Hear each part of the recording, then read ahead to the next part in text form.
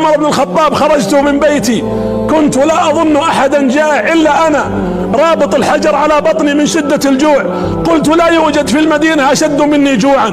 فلما خرجت فإذا بأبي بكر يدور في سكك المدينة وقد ربط على بطني حجر أكبر من الحجر الذي على بطني. قلت أنا وأبو بكر فقط جوعانين.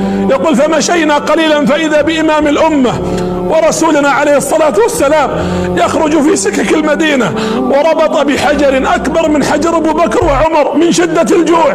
لا يمكن يشبع الناس والرسول جاع، ولا يمكن تفرح والنبي صلى الله عليه وسلم حزن وبكى. اصبروا على المصائب، تحملوا أقدار الله. قل اللهم لك الحمد، لك الحمد في السراء، لك الحمد في الضراء.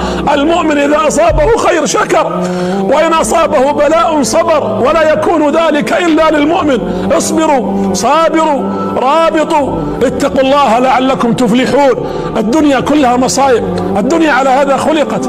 بعض الناس يتوقع أن الدنيا ليست دار استقرار ولا هناء. الدنيا دار ممر، ما سميت الدنيا إلا لأنها دنيئة.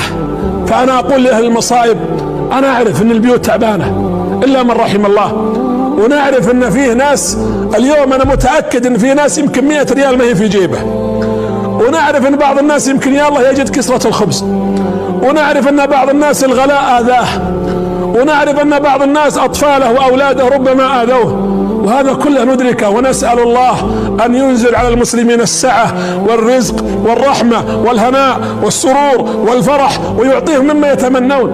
لكن الحل الشرعي ما هو؟ الحل الشرعي الصبر والاحتساب وبذل الأسباب وفعل ما يرضي الله سبحانه